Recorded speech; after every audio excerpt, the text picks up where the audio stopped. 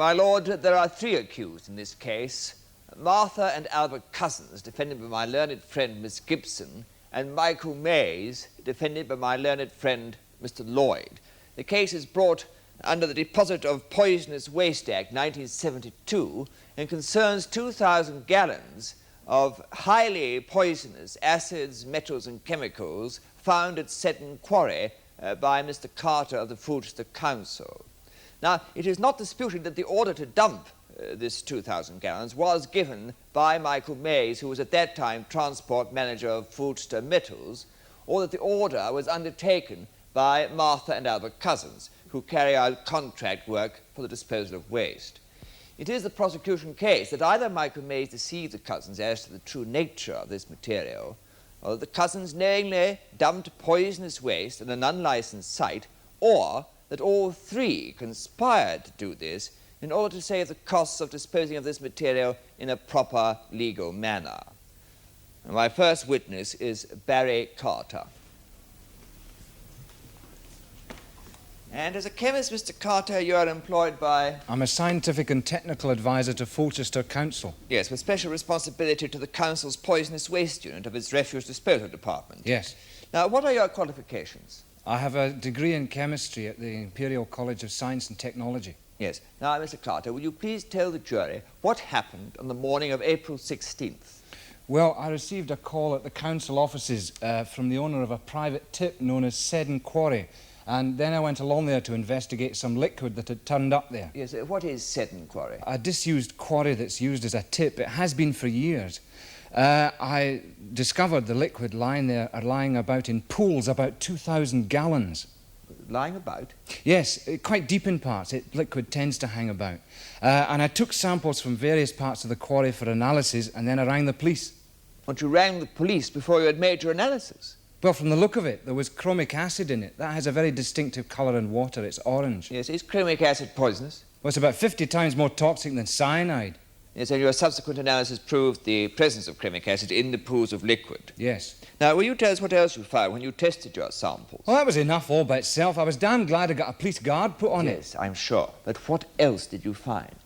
Well, my colleagues and I found mercury, salts of cadmium, zinc oxide, sulfate, confirmed the chromates, and then we isolated cyanide, lead, you name any poison, we found it. Yes, now, Mr. Carter, can you tell us, in layman's terms, the effects of some of those poisons?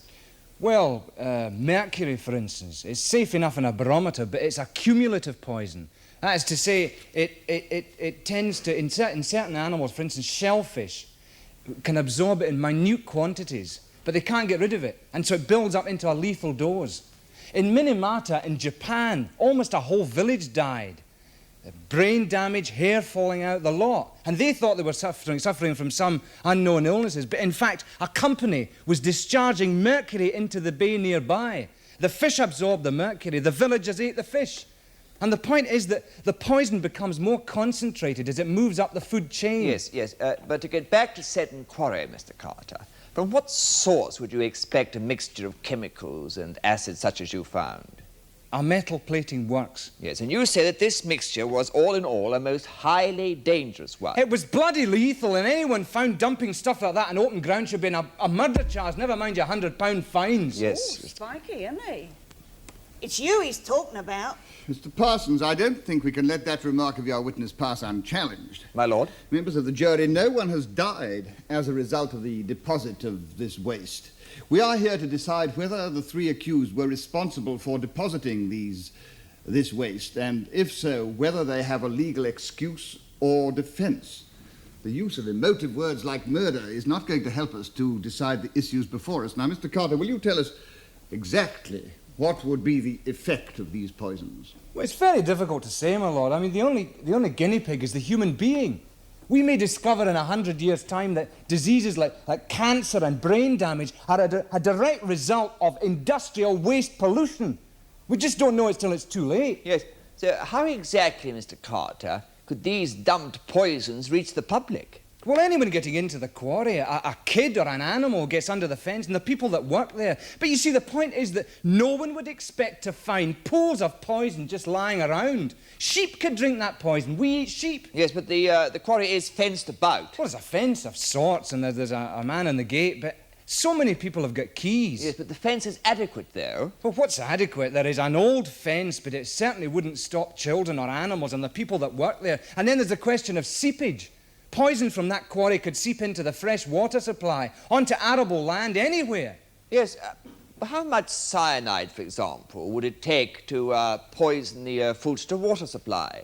Just a few gallons would kill most of us off. Yes, so that anyone with toxic waste to dispose of doesn't only have his legal obligation, but has a very real moral duty to the public to make absolutely certain it goes somewhere perfectly safe. My lord, as you have just pointed out, emotive language does not help us in judging these issues. I quite agree, Miss Gibson. What I was trying to say was, my lord, that the law came about because there's some right villains in this business dumping all sorts of poison in unsafe places. There ain't enough tips. The government ought to do something about Mrs. it. Cousins, you must not shout across the court. Now keep quiet and behave yourself.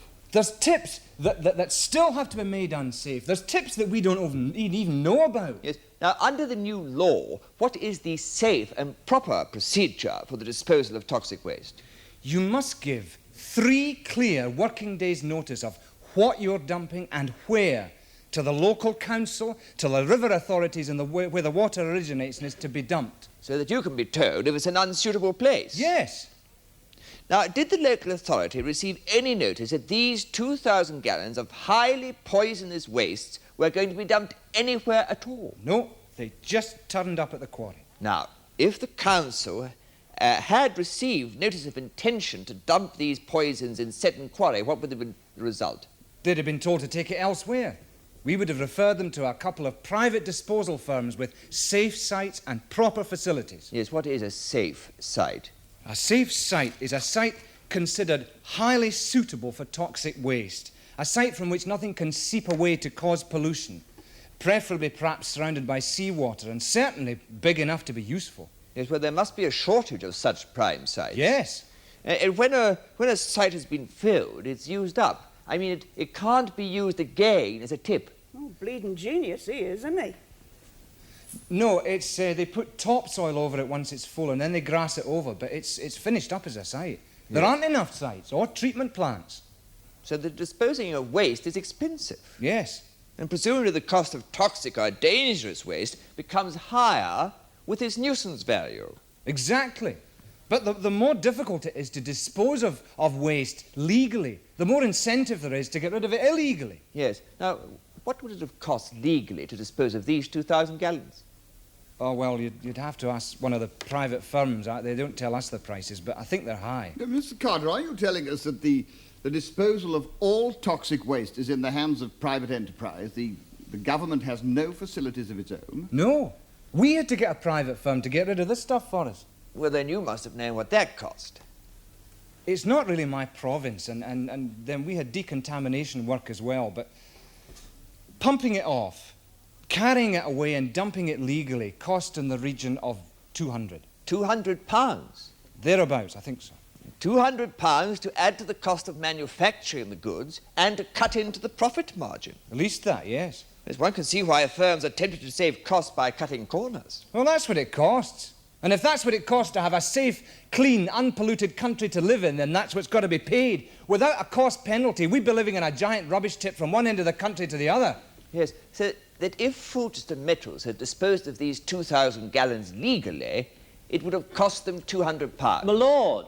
Mr. Lloyd? My lord, there's been no evidence that this waste originated from Fulchester Metals. Well, I understand that point is not in dispute, is it, Mr. Parson? No, my lord, there is a statement from the accused cousins admitting that he took the liquid from the company and discharged it to Seton Quarry. Now, do either of my learned friends wish to challenge this? My clients do not dispute any part of that evidence, my lord. My lord, in the defence of my client, Mr. Mays, I shall show that acting in good faith, he contracted the others accused to dispose of this liquid legally and properly, and so far as Mr. Mays was concerned, this was done. My lord, I think the evidence will show that this, in fact, was not done. Then we'd better wait for that evidence, hadn't we? As your lordship pleases.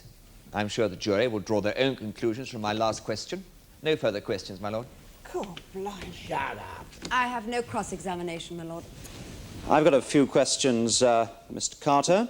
How many scientific advisors are there in your department? There's myself and 3 colleagues. 4 men full-time. You must be very busy. Yet have you ever had any other complaint at all against Fulchester Metals? No, Nor against Mr. Mays? no. Then in view of how extremely dangerous this liquid was, don't you find that strange? Sorry? That a large and reputable company with disposal facilities set up and organised over many years should suddenly allow toxic waste to be left lying around, or that a man like Mr. Mays, in his position, should allow it. Strange is one word for it, yes. And unbelievable. Unbelievable, no, you should be in my Oh, job. come now, Mr. Carter. No, you asked the question. The size of the company has got nothing to do with it. Some of the biggest companies are the worst. Some of the biggest may be the worst, yet you have no knowledge of any complaint ever against this company. Now, doesn't that seem extraordinary to you? Don't you find that extraordinary? A little, yes. Thank you. But the Act only came in last year. Mr. Carter, do Mr. and Mrs. Cousins strike you as being stupid people? So stupid that they would knowingly dump 2,000 gallons of toxic waste where it could be easily found? My Miss lord. Gibson, you said you had no cross-examination. You know perfectly well that question is quite inadmissible. My lord, it's a question that hardly requires an answer.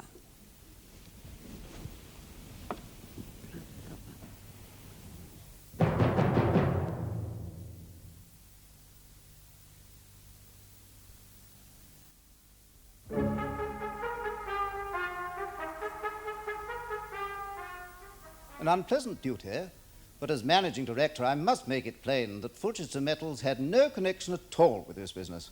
Except that you did employ Mr. Mays as transport manager, and he was responsible for removal of your company waste. Oh, yes, we employed him. And personally, I have the highest regard for him as a man and as an employee. Now, did you call a meeting of the Board of Directors on April the 10th, before which Mr. Mays was summoned? Yes. And was he summoned before you all to tell what was described in the company minutes as a startling and unacceptable increase in transport costs, and particularly toxic waste disposal costs? I don't remember the words, but he was hauled over the coals somewhat, yes. Yes, and I'd like to know how you got hold of confidential company records. And was he told that unless he brought these costs back to near last year's figure, he could start looking for another job? No. No? Well then, did you say at the meeting, well, Mays, if you can't get these costs back to near last year's figures, we'll have to find someone who can? Well, out of context, those words sound much stronger than they were. Yes, but you did say that. Yes.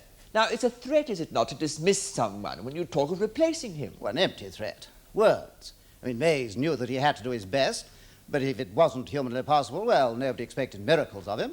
You put pressure on him to cut his department's costs by any means at all, short of a miracle. I didn't say that. Now, does Fulchester Metals have much toxic waste to dispose of? A great deal, yes. Yes, how much in a year, roughly? Oh, it's difficult to say for certain. I'd say around 100,000 gallons. 100,000 gallons from one firm alone? That must put a considerable strain on the few highly suitable sites available. It does, yes. And since the new Act, the cost of disposing of toxic waste must have risen astronomically. Yes, that's true, but we have to do it. It's your policy always to comply with the law, even if it means cutting into your profit margins. Certainly, yes. And the law is for the greatest good of the people as a whole. Besides, as a company, we believe in the conservation of the environment. Yes, do you practice what you preach? Yes. We're large contributors to many organizations, such as the World Wildlife Fund, Survival International, the Save the Tiger Fund. Yes, all very laudable projects, but most of them in Africa or Asia. Now, doesn't charity begin at home, Mr. Kenyon? What do you mean? Well, isn't it a fact that your recent application to establish a chemical factory in North Wales is still awaiting the go-ahead from the Minister of the Environment, pending a public inquiry, since the site is listed as one of special natural beauty? That's true. It's also an area of higher employment. Yes, which would afford you cheap labour. That's not the reason at all. Then what exactly is the reason for Fulchester Metals invading an area of special natural beauty? Well, there are many reasons. Yes, but aren't they all the same reasons as you've asked Mr. Mays to cut the cost of waste disposal? Reasons of economic profit and very little to do with the community as a whole. I've told you that Yes. There are very few tigers to be saved in North Wales, Mr. Kenyon, and pretty soon there'll be nothing else there either, if you have your way. No questions, my lord. Mr. Kenyon, to get back to the case, had your company any serious intention of dismissing Mr. Mays, or could he have possibly thought that you had? No, of course not. Thank you, Mr. Kenyon. Now, Detective Sergeant, shortly after you begun your inquiries, you received a telephone call. Yes, sir. I had a call from Albert Cousins admitting that he dumped the liquid. I said that I must interview him and we met later that same morning, sir. Yes, who was present at that meeting? Oh, myself, sir, Police Constable Wooler, Cousins and Cousin's solicitor, a gentleman named Leary. But he had a solicitor with him from the beginning of the very first meeting. Yes, sir. I see.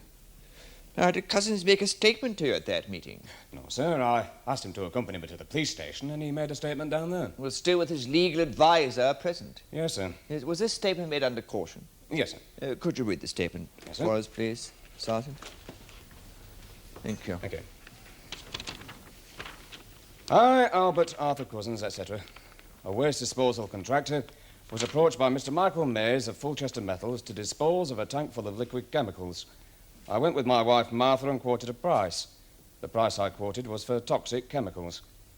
However, Mr. Mays then assured me the liquid was only non-toxic, harmless chemicals and showed my wife and me a list where these chemicals he named were specifically excluded from the new law.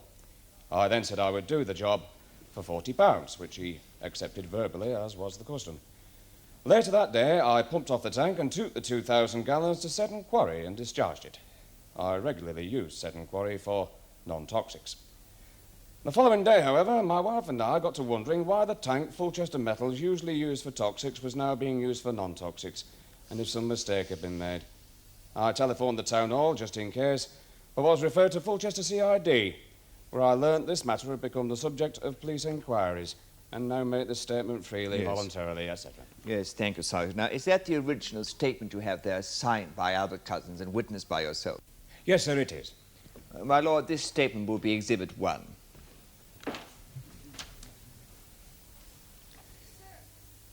Sergeant, it would seem Mr. Cousins came forward quite voluntarily, Yes, ma'am. before he even knew that the error had been discovered. My lord, whatever the truth of it, to dispose of this poison onto an open tip was no error. Miss Gibson? An error is exactly what it was, my lord. It was hardly deliberate. Mr. Cousins believed it to be harmless. Now, Miss Gibson, you are scoring points off us. Whatever Mr. Cousins believed, he did not discharge the waste by accident. As your lordship pleases. Sergeant, Mr. Cousins came forward quite voluntarily, even before he was aware that the authorities were investigating the problem. I wouldn't know that, ma'am. But to the best of your knowledge, it is so. Well, I don't know. He could easily have waited until you contacted him. Indeed, he might even have hoped that you would not contact him. I think I'd have found him. And then, indeed, a guilty man might have lied, mightn't he, Sergeant? Cousins did not lie. He freely admitted he was responsible for dumping the liquid, didn't he? I admitted that, yes, ma'am. Now, much has been made, Detective Sergeant, of the fact that Mr. Cousins was far-sighted enough to have his legal advisers present with him during his interviews with you, hasn't it? Yes, ma'am. The implication being that anyone who feels the need of a lawyer is therefore guilty, perhaps. Well, I wouldn't say that. I hope you would not agree that anyone who feels the need of a lawyer is therefore guilty. No, ma'am. I'm sure that's a great relief to all of us, including my learned friend for the prosecution. Now, as a detective, Sergeant Hawes, how easy do you think it would be to trace any particular load of waste back to its source? Not easy. Bleeding impossible. Mrs. Cousins, I have told you already you must not shout across the court. I've heard you making several remarks. If there is any repetition of that, I shall have to deal with it most severely. All right, Miss Gibson. But it might indeed very often prove quite impossible, mightn't it, Detective Sergeant? Often, yes, ma'am. And yet, Mr. Cousins came forward quite voluntarily. Thank you very much. Did he, Sergeant? Sir? I meant, did he come forward quite voluntarily? Let's take it by stages. Now, at the beginning of your inquiries, you went to Seton Quarry and you saw the owner and the gateman. What did you learn? Oh, well, sir, two firms had long-term contracts to use the place for liquids and other people used it just occasionally. Half a dozen, all told. So it seemed likely that the culprit who discharged this poison was one of just half a dozen firms. Not necessarily, sir. The owner told me he'd been having some trouble with spare keys to the tip. Trouble with spare keys? Oh, yes, sir. Sooner than employ gatemen to be there day and night, the owner had given keys to some of the regular users, but some keys had been copied and passed around, and unauthorised people had got hold of them. The owner asked for them back, but he suspected that there were still one or two to be accounted for. Now, in the records that you saw, was there any record of the discharge of any liquid on or about the 14th of April? No, sir. Therefore, it seemed likely that these 2,000 gallons had been discharged by somebody with a key. And could the gateman shed any more light on this question? No, sir. He said he'd have to think about it. In view of the short time lapse, sir, I couldn't believe he meant that he needed to search his memory. What did you believe? Well, I believe he knew, or guessed, who might be responsible, and he wanted to think about whether or not he should tell us, sir. However, as I say, the question became, well, academic, because then Mr. Cousins rung us up. So, did he really come forward quite voluntarily, or do you believe, as you just said, that the gateman knew or guessed who was responsible? I've no way of knowing, sir.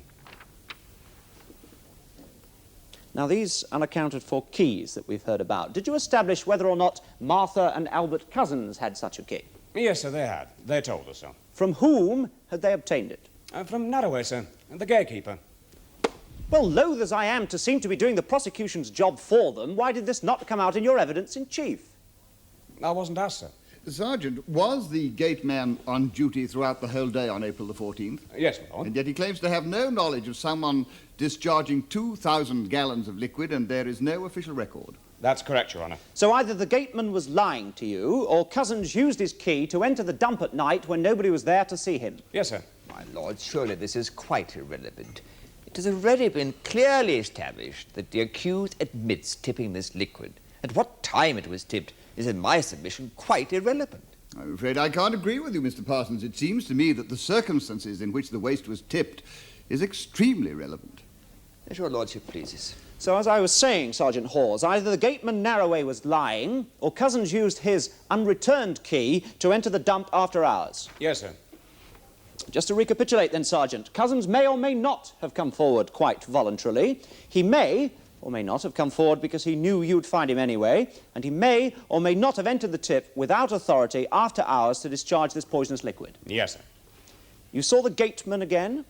Yes, sir, many times. And what further light did he shed on these matters? None, sir. None at all? No, sir. Thank you, Sergeant. No re-examination, my lord. Then thank you. You may stand down, Sergeant. Your Honour. That concludes the case of the prosecution, my lord. Do I understand you to be saying, Mr. Parsons, that that is the whole of your case? Yes, my lord. What, you intend to call no further witness? No, my lord. Then I want to ask counsel for the defence. Do either of you intend to call this gate man Narroway? No, my lord. No, my lord. Very well. Members of the jury, I am not satisfied here. As I have said, the circumstances of how this liquid came to be dumped must be known to you before you can arrive at your verdict. Now, I have certain discretionary powers to call witnesses not called by the defence or the prosecution, if I think that such a course is necessary in the cause of justice. Well, I do think so now. I am therefore going to make an order that this gate man, Narroway, shall appear before us tomorrow in this court to tell us...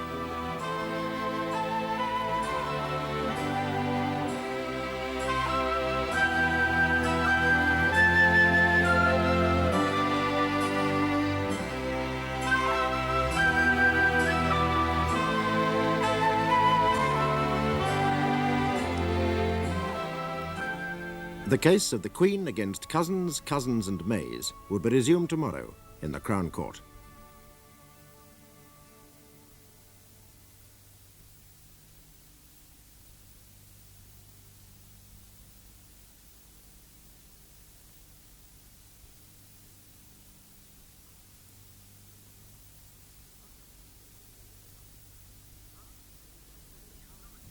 Last year, many thousands of gallons of cyanide were found to have been dumped in dangerous places all over the Midlands. As a result, Parliament rushed through a new law, the Deposit of Poisonous Waste Act 1972. But dangerous dumping continues, and yesterday in Fulchester Crown Court, we heard evidence that Michael Mays, transport manager of Fulchester Metals, employed Albert and Martha Cousins to dispose cheaply of 2,000 gallons of liquid poisons. Their different versions of the events put them in conflict with each other. Mays says he told them the liquid was toxic.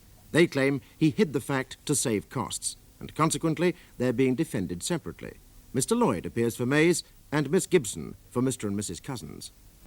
Ladies and gentlemen of the jury, before I adjourned yesterday, I addressed certain remarks to you and made an order that a man should appear before us today to answer certain questions raised by the evidence we have heard and which I felt were not going to be properly answered otherwise. Now, I should tell you something of the way of this. Since I have called this witness, I must examine him. Under these circumstances, neither counsel for the prosecution nor counsel for the defense has the right to cross-examine unless they have my leave to do so. Call William Norris Arthur Narroway, please. William Norris Arthur Narroway, please. Will you come this way, sir, please?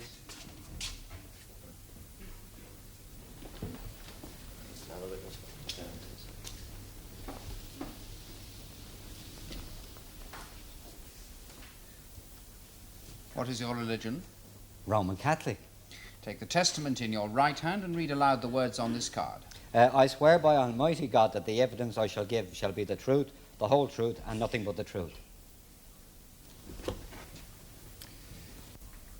You are William Norris Arthur Narroway. Yes, sir. Where do you live? 277 King's Road, Fulchester, sir. And where are you employed? Oh, at a rubbish dump, sir. Seton Quarry, as gate man. Are you the only gate man at Seton Quarry? Oh, yes, sir. 8 to 5, 5 days a week, sir. And were you manning the gate there on April the 14th last? I believe I was, sir, yeah. Now, do you know Martha and Albert Cousins? Oh, I do, sir, yeah. And can you see them now in this room? Oh, yes, sir. They're over there, sir. Are they friends of yours? Oh, well, no, I wouldn't say friends exactly. Well, what is the relationship?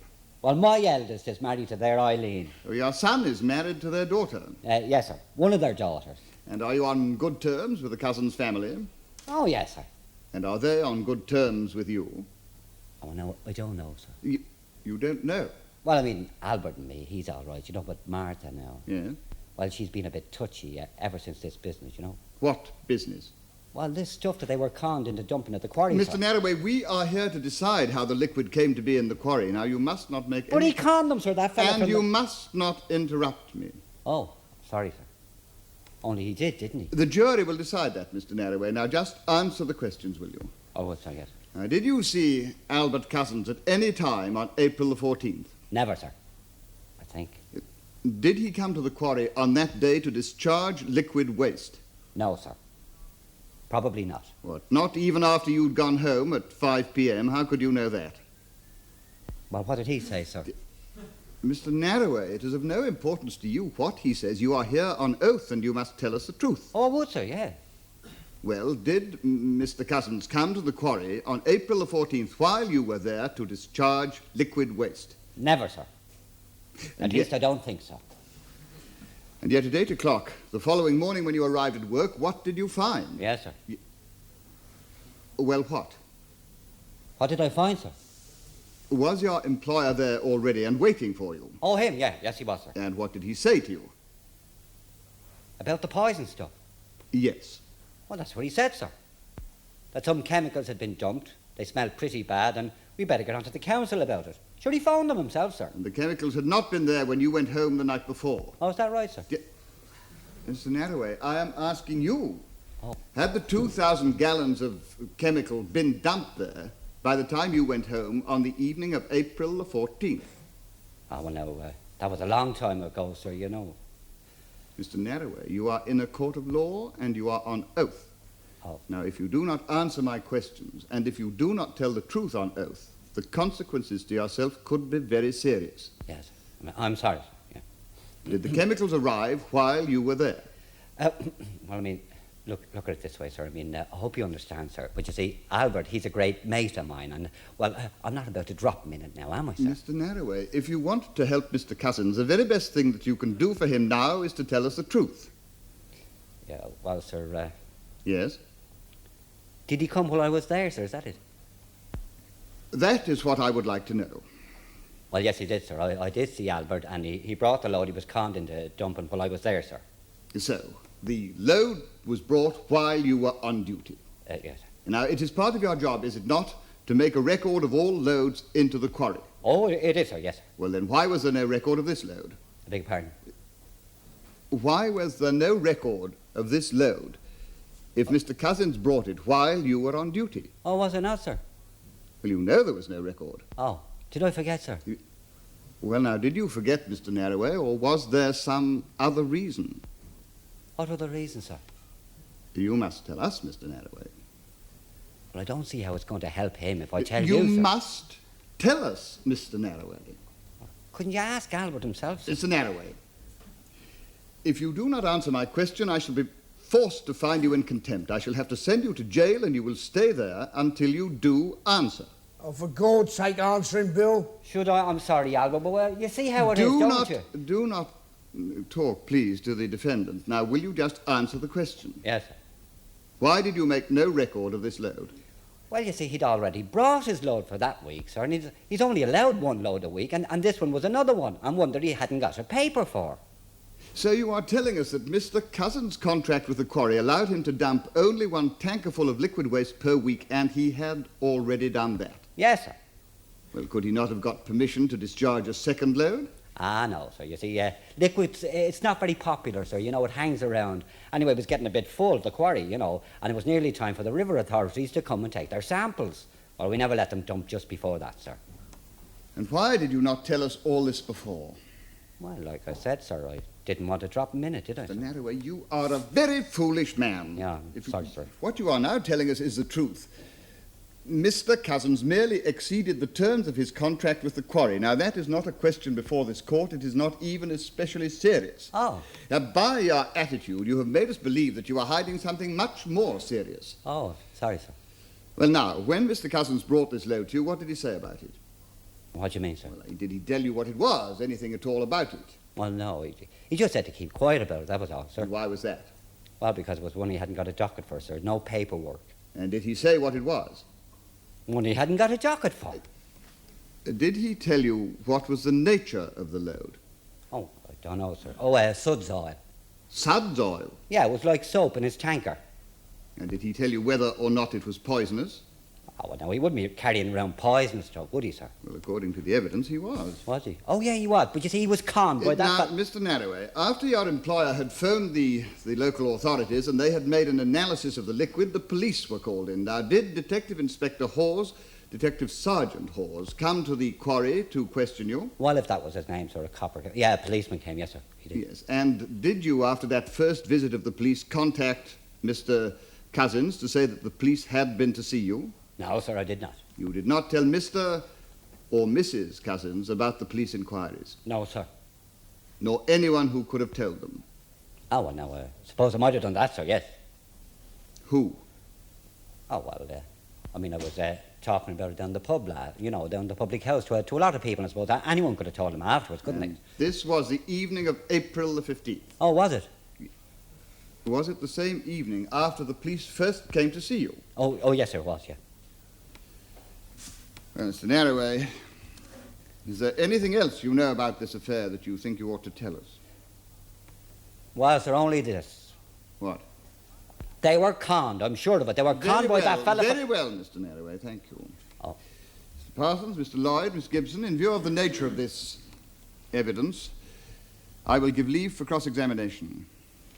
My lord, I think the cross-examination of this witness is a pleasure the prosecution is willing to forgo. My lord, Mr. Narroway's loyalty towards my client speaks for itself. Does it? Lord, if I may say so with all respect, you've admirably succeeded in shedding light into some very dark places. I wouldn't like to risk blowing a fuse. Well, Mr. Narroway, you may stand down. Sir? You may leave the witness box, Mr. Narroway. Oh, thank you, sir. Thank you, Mr. Narroway. Oh, you're very welcome.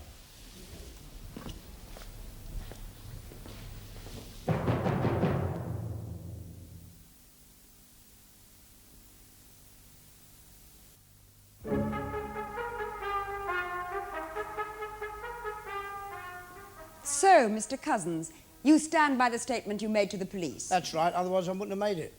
Now, let's just clear up this question of when you dumped the liquid. About 4:15 in the afternoon. Of? Well, whatever it was, the same day, the 14th. Well, why didn't you tell the police that?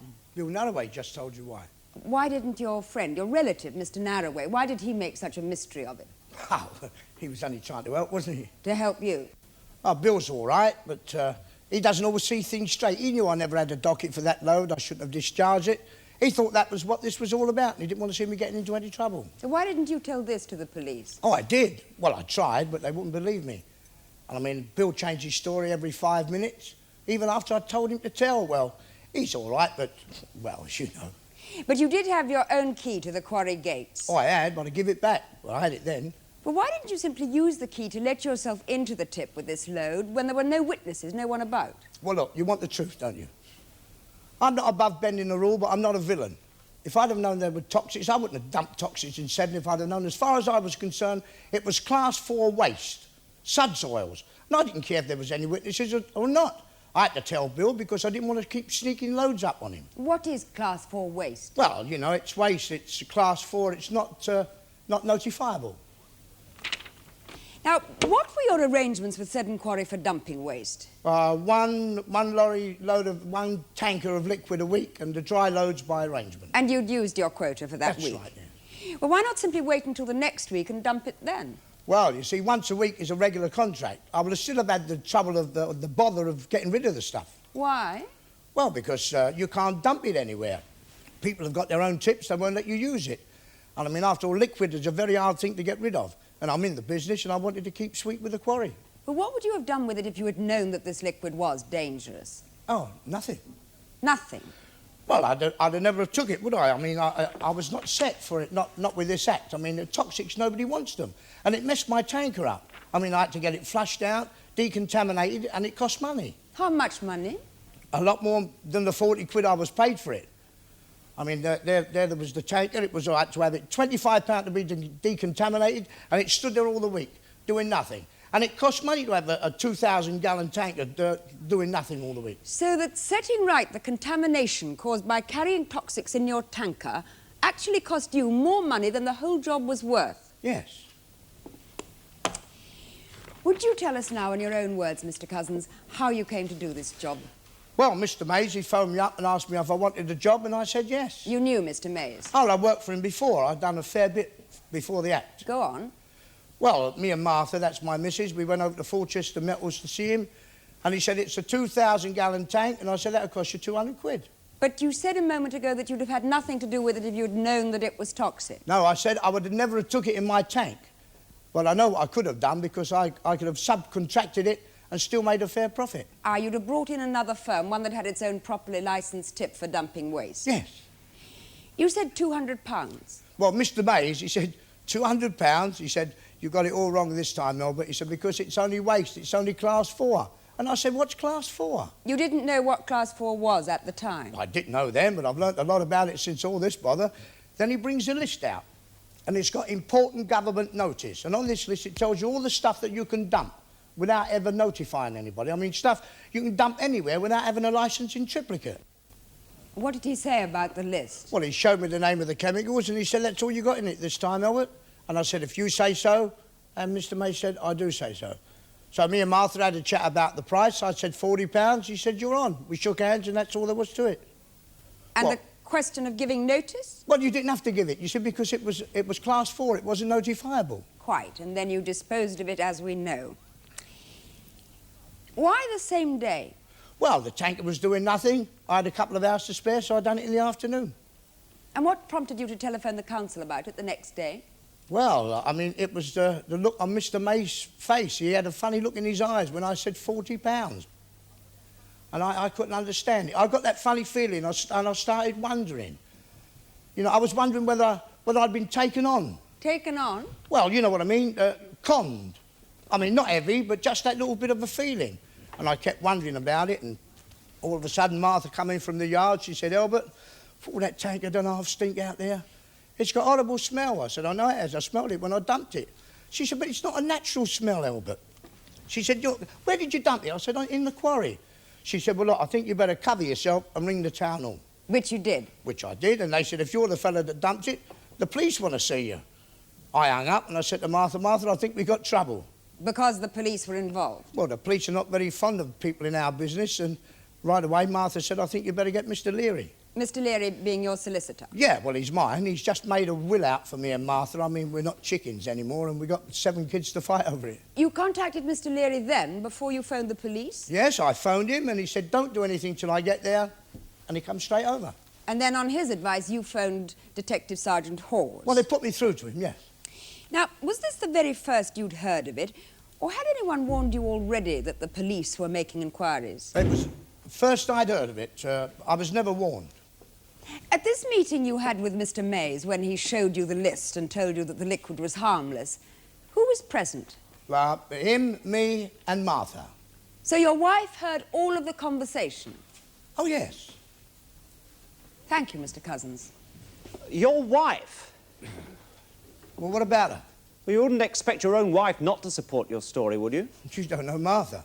Why did your wife go along with you to that meeting with Mr. Mays? Well, because she's very good at money. I mean, she always likes to go along. Well, can't you handle the business yourself? Lord, don't get saucy with me, mate. Just answer the question, Mr. Cousins, please, and politely. I'll answer it politely if he stops being rude. Of course, I can do my own business, but sometimes she can do it better than me. Now, your wife said that the tanker had a real horrible smell. Yeah? An empty tanker. Well, if it smelt so horribly then, why on earth didn't you wonder about it when you were discharging it? Because it never crossed my mind it was toxic, not what Mr. Mays said. It never crossed your mind, yet you claim to have had, what were your words, a little feeling, as though I'd been taken on, conned. Well, yes, well, I wondered about it, but I was doing a job. How much did you pay Bill Narroway to bribe him to let you bring in an unauthorised load? Bunged him a £5. You bribed him with £5? You can call it a bribe, but it's normal. In your business, it's normal. Yes. Now, what work had you done before for Mr. Mays? The same as always, haulage, waste, muck. Toxic waste? Well, before the act. From his 2,000-gallon toxic tank? Yes. Regularly? Yes. Up until the time that the Act came into force, you regularly used to dispose of the toxic waste from Fulchester Metals' 2,000-gallon toxic waste tank. Yes. I see. Where did you put it? What? Where did you discharge the liquid that you disposed of for Mr. Mays? Oh, in the quarry. Seddon Quarry? Oh, yes, well, I mean, there was no law against it then. Are you admitting that you have regularly used Seddon Quarry to tip thousands and thousands of gallons of poisonous chemicals? Not since the Act. Do the authorities know about this? Yes. Well, what are they doing about it? Nothing that I know of. Nothing? Well, no, I mean, the part where I used to do my tipping is all shut up now. I mean, they're going to decontaminate it, and, well, it's safe enough. So you regularly tipped thousands of gallons of toxic waste into the quarry. Over how many years? About 3, every 2 or 3 months, not much more anyway. That's an average of 10,000 gallons for 3 years. 30,000 gallons of liquid that we've heard an expert chemist call bloody lethal. Aren't you criminally irresponsible, Mr. Cousins? My lord. If that is not a correct inference, Mr. Lloyd, it was not criminal before the Act. Oh, with respect, my lord, it is criminal now. It was always irresponsible. I don't think so. Don't you? Do you not, Mr. Cousins? Look, don't try and make me out to be a villain, mate, because everybody used that tip and there was never any complaint. 30,000 gallons of lethal chemicals, and you thought that nobody would notice just a couple of thousand more. No. No? No! You're on oath, Mr. Cousins. I know that. You've already lied to the police. Now, do you use the same local as Bill Narroway, the same public house? You what? You need time to think, do you? It's a simple enough question. Do you sometimes go into the same public house as Bill Narroway? Sometimes. Do you sometimes go for a beer with him? Sometimes. And the same public house as that in which he told everybody about the police inquiries the night after your illegal dumping had been discovered? Sometimes I go in the pub. And were yes. you in there in that evening? No, and if I want you to brought witnesses to prove it, well, I can bring people to say I wasn't in there. I don't doubt that you could bring people to say all sorts of things.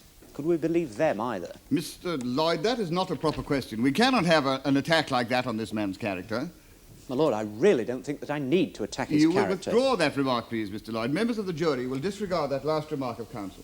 If your lordship so rules, I withdraw it. Very well, go on. Well, my lord, I believe I've already established everything that needs to be established about this gentleman's credibility. No further questions. I'm sorry, Mr. Lloyd, that really won't do, you know. My lord? You have not established what you are trying to imply about Mr. Cousins' credibility. Now, let us set the record straight. He has admitted not always telling the truth to the police, yes. He has admitted making an unofficial payment to the gate man. He has admitted dumping toxic materials in the quarry in question before it was an offence under the Act. But you cannot claim that you have established that he is lying to us under oath. It is, of course, open to you to suggest that that is so, but you cannot claim to have established it in the sense of his admitting it. I bow to your lordship's more precise definition and lucidity. I have not established it. I do, of course, suggest that he's lying in his teeth. Mr. Parsons, do you wish to cross-examine? Yes, I do indeed, my lord. Oh, go ahead. Now, Mr. Cousins, you say that Mr. Mays did not tell you that the load in question was toxic. No. But he wanted it disposed of as cheaply as possible. Now, with all your legal advice, Mr. Cousins, do you know what conspiracy is? Well, yes. Yes, conspiracy to break the law, I mean. Now, if you'd all conspired to do that, you'd want to hide the fact, wouldn't you? You see, I put it to you that Mr. Mays, in fact, did tell you the load was toxic, and that you agreed to dump it in Seddon Quarry, knowing it was toxic, but thinking no one would find out about it. He never told us. Well, we've only your word for that yet, and for what was said at the first meeting. You see, aren't you all, in fact, lying, each to save your own skin? No. No. £200, you say, would be the right price if this had been disposed of legally. It would have been right, yes. Yes. Now, such a high figure, one's lost sight of the other one, the one in which you actually did the job for. £40, you said. £40, yeah. Yes. Now, that's a high price, too, isn't it? Well, for non-toxics. Not for liquids. I mean, nobody wants them. I put it to you that it's a high figure. Well, but no, that's what I just said. Not for toxic liquids. Nobody wants them. No, only you, eh? For you it was a fair price. Fair? Yes, a fair price, even for toxic liquids. If you thought you could dump them with hundreds of thousands of other gallons of liquids, then no one would notice. You've got a nasty mind, you have, haven't you? Now, when you got to the quarry, you found the part in which you previously dumped toxics was shut off, did you? Yeah, it was shut. Yes, and you hadn't known that before. I knew that already. You're quite sure about that? Yeah. You took this liquid from a tank you'd known before had always been used for toxics. You dumped it in an area you had previously dumped toxics in. You'd even bribed the gateman to keep quiet about it. And you're asking the jury to believe that story? Yes, I am. Now, before you set up your own firm, Mr. Cousins, where were you employed? I was at the Stonebridge Waste Disposal. Yes, as a lorry driver. Yes. Now, can you please tell us the circumstances of your dismissal? I was not dismissed. I left. Well, you see, Mr. Cousins, my information is that you were dismissed. Oh. Now, is it not true that before the 1972 Act, lorry drivers at Stonebridge were paid £2 for every load of poisonous waste dumped on unlicensed sites, and £20 for every new dump they could find to tip it on? That's got nothing to do with this case. Now, is it also not a fact that in April 1971, you took part in an unofficial strike of lorry drivers to force Stonebridge to pay higher backhanders than that? My lord.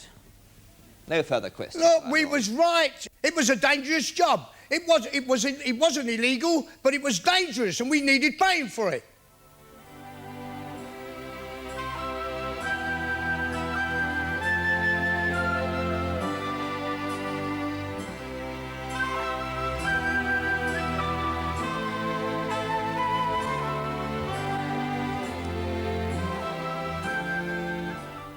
The case of the Queen against Cousins, Cousins and Mays will be resumed tomorrow in the Crown Court.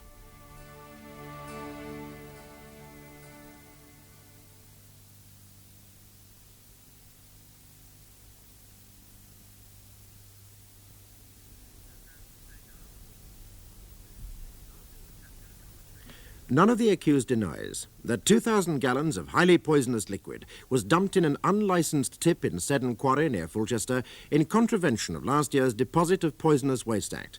A couple of contractors, Albert and Martha Cousins, who deposited the liquid, claim they were told it was harmless. Michael Mays, the transport manager of Fulchester Metals, however, claims he told them that it was toxic, and they assured him they would dispose of it legally. The prosecution has suggested there is a further possibility, that all are guilty of conspiracy. Albert Cousins is being re-examined by his counsel, Miss Gibson. Mr. Cousins, have you dumped any toxics in the quarry since the Act? No. Now, how long has the toxics part been shut off? Well, Months, anyway. So it can hardly have been a surprise to you to find it shut. I knew it already. Thank you, Mr. Cousins. Well, Mr. Cousins, you may return to the dock. Thank you, my lord. I call Mrs. Martha Edith Cousins. What's the two geezers?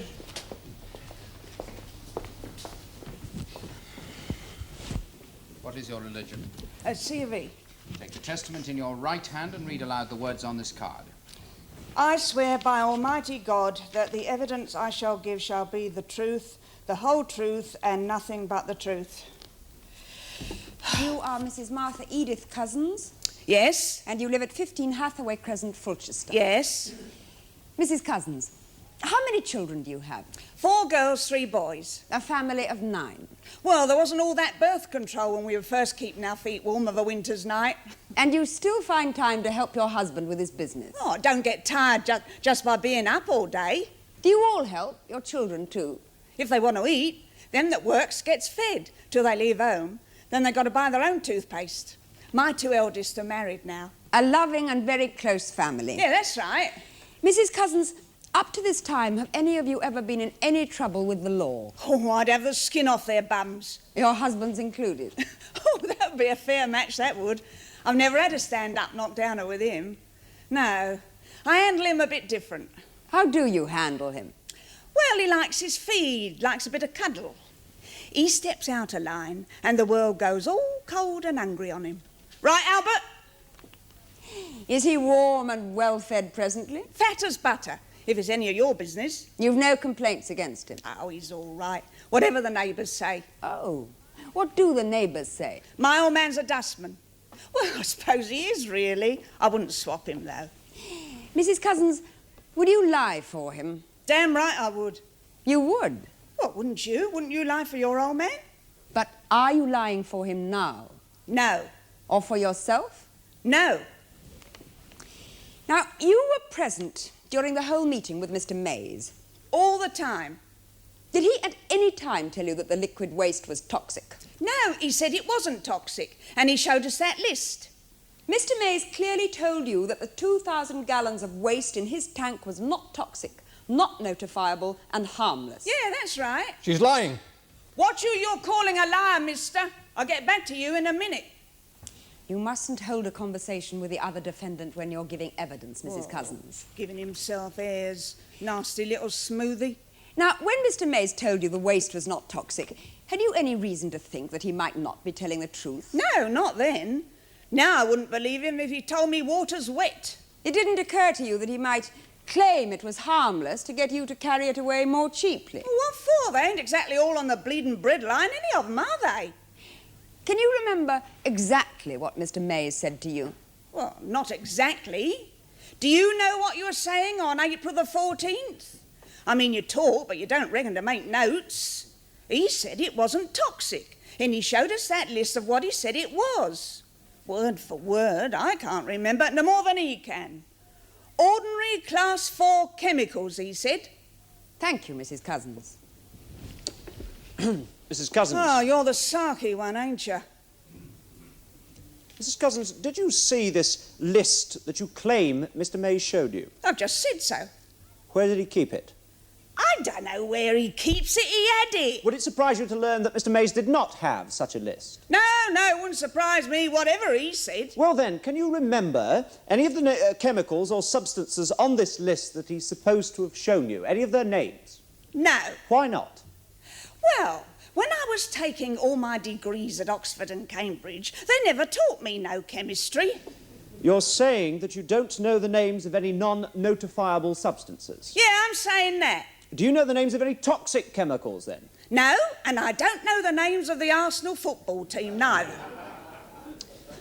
But, Mrs. Cousins, you did say that you helped your husband in his business. Yeah, I help him. And it is his business, isn't it, to know the difference between harmless and toxic waste before he disposes of it safely? His business, not mine. But you help him. You go along to meetings with him. You talk prices and terms. Well, we don't handle toxics now. And perhaps that's just as well for the rest of us, if you can't recognise any of them. I said you was sarky. Now, you stopped handling dangerous waste when the Act came into force. Yeah, well, we ain't got no tip. And if you haven't got a tip of your own, you're out of business. Near enough. With anything that's even mildly toxic. That's another thing wrong with the Act, What isn't it? is? What well, tips. What about them? Well, there ain't all that many highly suitable. Tips classified as highly suitable for toxic waste. All right. Uses up all the best tips and squeezes us out. You don't like the Act? Well, all it's saying is, don't tell us your troubles, we can't help, just keep it out of the way of the public. If you ain't got nowhere to stick your rubbish, hard luck. It squeezes you out, and you don't have a tip of your own, do you? Only the kids' toy cupboard. You dislike and disapprove of the law. Oh, I don't know about that. Enough to ignore it? No. But your husband has said that you don't earn money if you've got a tanker standing around idle, do you? No. And there must be a great temptation to carry a doubtful load or two. The temptation is, mister, to give you a mouthful, but I ain't doing that neither. And afterwards, of course, you would stick by your husband's story, stick by your husband and support his story. No. But you've already admitted that you would. You said that you'd lie for him. I also said I ain't, though. Thank you.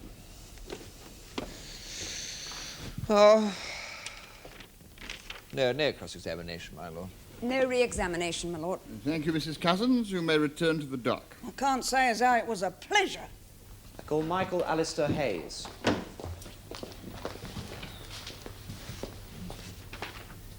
Frankly, it all seems like some nightmare. That dreadful pair, people laughing at her rudeness, both of them snaring me in a net of lies. This has been hanging over me for weeks. I'm suspended from my job. Listening to them, I almost believe them. How can I prove the truth? I've racked my brains. I can't see how to prove it. Well, let's try and leave it to the jury's good sense. Yes. I'm sorry. I can hear my own voice. I become over-emotional. I've been living with this for weeks. With them, it's just, what can we say to get ourselves out of trouble? With me, it's my life. I can sympathise. Now, yours is an important and responsible job for a large company. If I keep it? Would it be impertinent to ask what sort of a salary you earn? £5,150 a year. A very responsible job. Yes. Now, this board meeting, which you were called before, did you really believe that you might be dismissed if you failed to reduce your department's costs? Not actually dismissed, of course, but it was very strongly put to me. It's why I used the Cousins again. Because they would give you a cheaper price? Yes, and a few days before, Mrs. Cousins had telephoned me to ask why they had lost the job of clearing out our toxics tank. That's what made me think of them, put them in my mind. She phoned you. What did you tell her? I told her it was because they weren't set up properly to handle toxics since the Act became law. She said, don't worry about that. We can handle anything you've got. I remember that conversation when the tank was full, and I telephoned them and asked them in for a talk. This was now the 14th of April? Yes. It all happened so quickly. They were very keen to get the work again. He, Albert Cousins, has a tanker that was underemployed. With depreciation and hire purchase on a vehicle like that, you can't leave it lying around. They came with a double. Now, why was there no witness to this talk? Where was your secretary, for example? On leave, I'm afraid. Compassionate leave, because her mother was it. I gave her leave.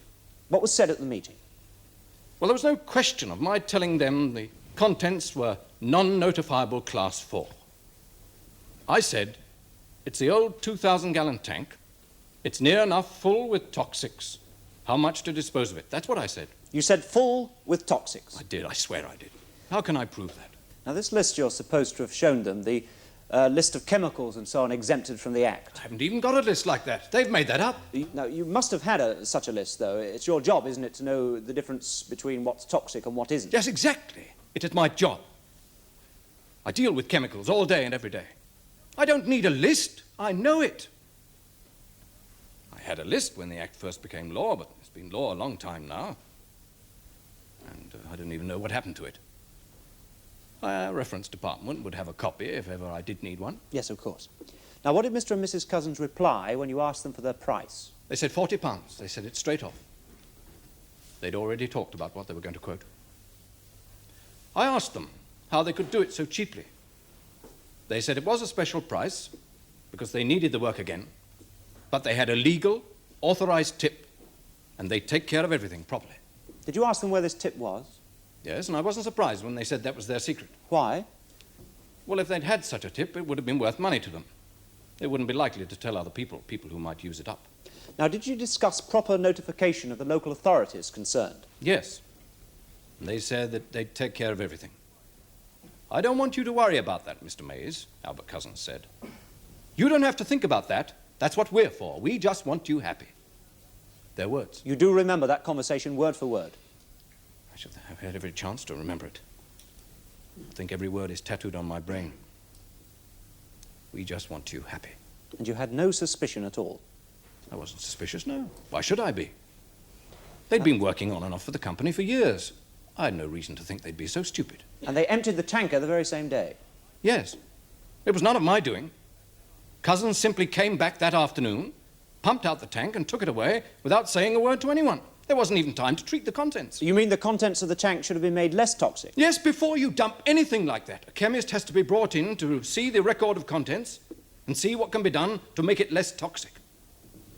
I'd have laid that on when Cousins asked my permission to empty it. But he came back that very same day. Now, why didn't you stop him when he came back? I wasn't there, unfortunately. I was out on a call for the company. He had no business emptying a tank before he had an okay. He knew that. Cousins knew he should have had your permission before pumping it off. Yes. Otherwise, how could he know it had been checked and treated? And he jumped the gun? Yes. Well, to summarise then, Mr. Mays, Mr. and Mrs. Cousins gave you clearly to understand that they had proper facilities legally to dispose of the liquid. Yes. And because Fulchester Metals had done business with them over a period of time, you had no reason to doubt their word. I believed them. And you had no reason to disbelieve them when they said that they would take care of notifying the local authorities. I believed them. That was the only mistake I made. Thank you. Thank you very much, Mr. Mays.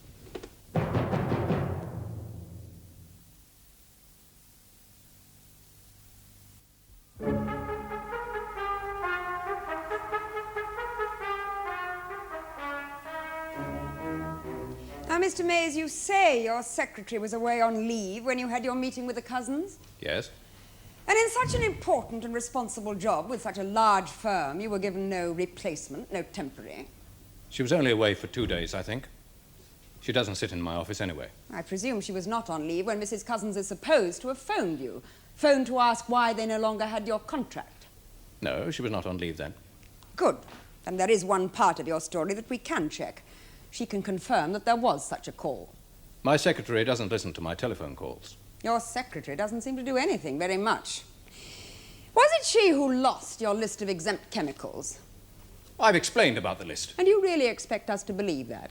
Mr. Mays, do you seriously expect us to believe that a man in your position answers his own telephone, has a secretary who is rarely around when needed, and deals personally with every detail of a trifling £40 contract? It can only be that you dare not call any witness to support your story because you made very sure there would be none. That's a monstrous suggestion. Oh, Lord. Miss Gibson, it has been quite clearly established that there is no useful witness who can be called. Now, what you are saying has got very prejudicial implications. Very well, I withdraw it, my lord. He cannot call any witness. It is still quite extraordinary. I have no further questions. Mr. Parsons? My lord, Miss Gibson seems to have preempted so much of my cross-examination. There seems little left for me to do. I'm sure you will manage, Mr. Parsons. Yes, I'm sure I shall, my lord. Now, Mr. Mays, you see, one of you is telling the truth and one of you is making up a story. I'm telling the truth. You both sound so convincing. Let me make up a story for you and see if you prefer it. Now, could the conversation at the first meeting in your office possibly have gone something like this? You say to Cousins, Albert, I'm having trouble from my boss to cut costs, and you're having trouble making your tanker pay for itself. Why don't we get together? How about a quick £40 for emptying the toxic tank and no questions asked? No, that's not true. No? But you did tell them it was toxic. Yes. Yes. Well then, what more logical than some mutually agreeable arrangement? It wasn't like that at all.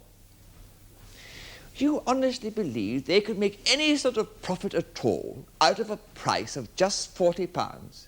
That was up to them.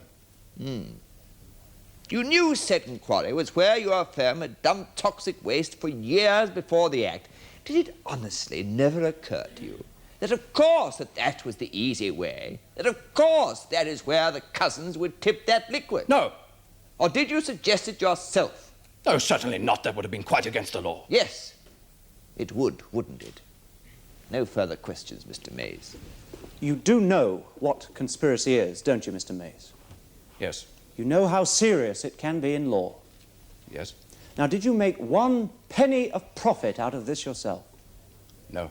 Were you ever really at risk of losing your job? No. So is it likely that you would enter into a conspiracy with people like Mr. and Mrs. Cousins? No. It would be incredible. Yes, that's exactly what it is, incredible. Now, have you told us 1 word from the witness box which was not the absolute truth? I swear I haven't. Thank you.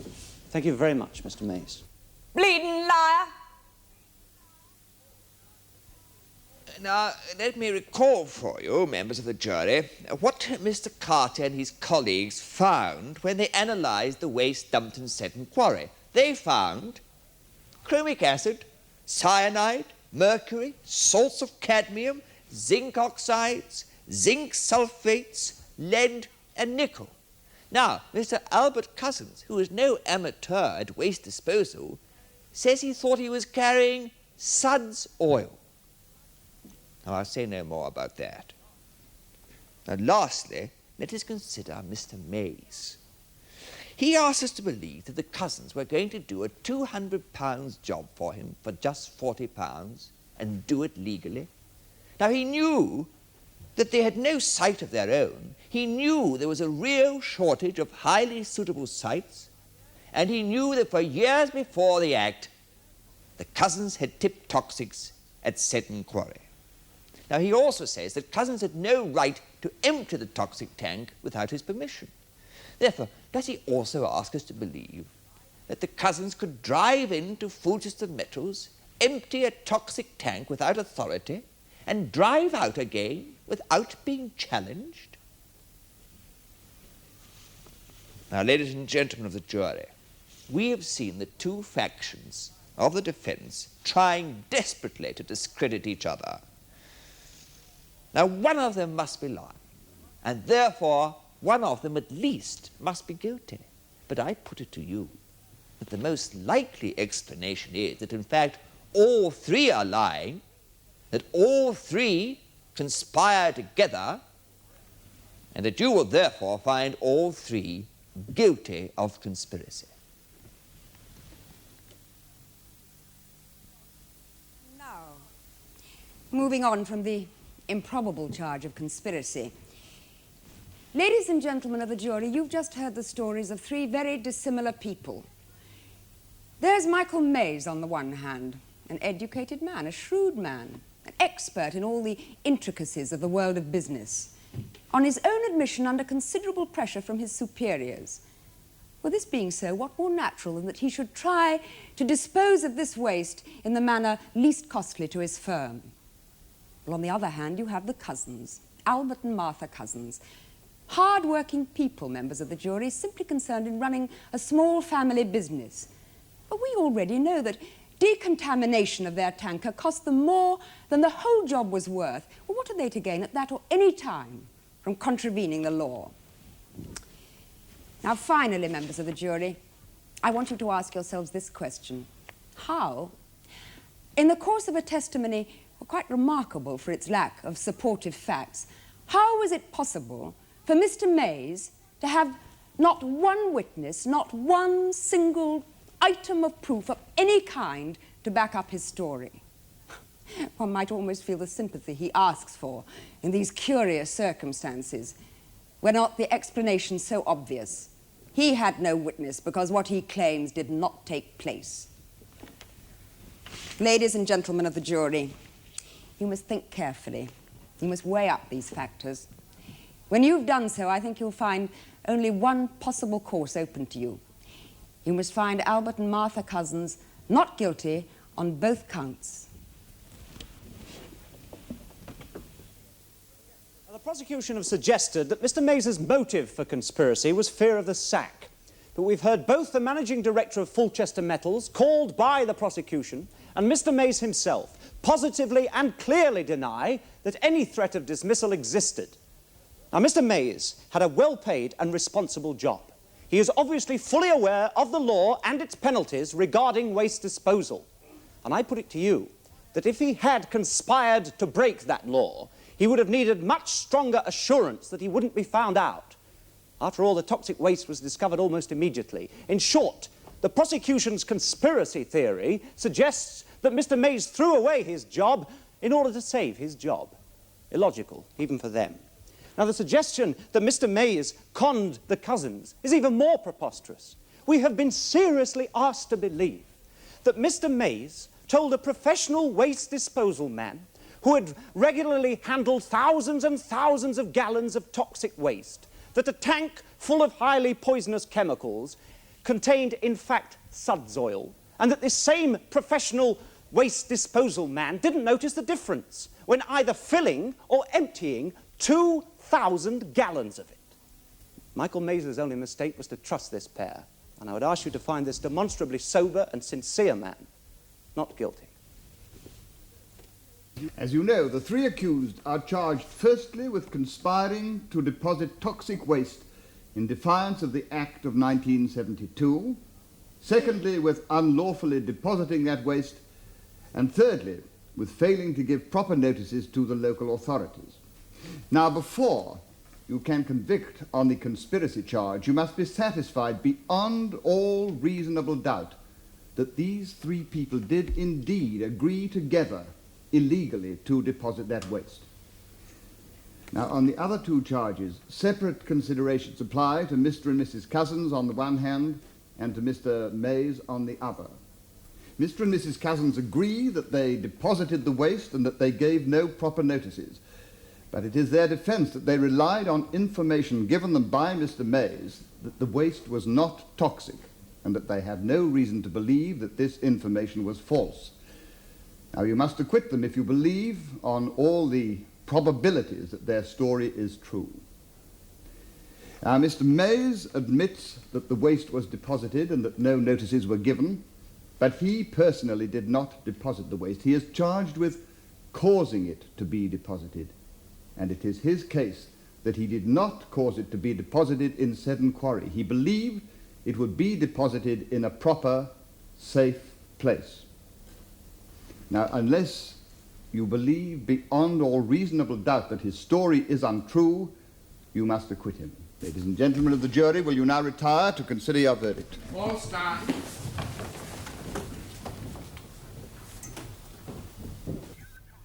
The verdict. Members of the jury, who shall speak as your foreman? I shall. Have you reached verdicts on all counts on which you are all agreed? Yes. On the charge of conspiring to unlawfully deposit poisonous waste, do you find the defendants guilty or not guilty? Guilty. Is that the verdict of you all? Yes. Do you find the defendant Albert Cousins guilty or not guilty of unlawfully depositing poisonous waste? Guilty. Is that the verdict of you all? Yes. Albert and Martha Cousins were also found guilty of depositing poisonous waste on land, and Michael Mays was found guilty of causing poisonous waste to be deposited. Mr. Justice Craig, in giving sentence, said that society had a growing concern that its quality of life should not be further polluted, and that its laws to safeguard this should not be flouted. Although this was a new act, he was going to impose the maximum penalties. Albert Cousins was sentenced to 18 months in prison, Martha Cousins to 3 months, and Michael Mays to 3 years. They were each fined £400 for not notifying the proper authorities. Join us next week when our cameras will be back to bring you another case in the Crown Court.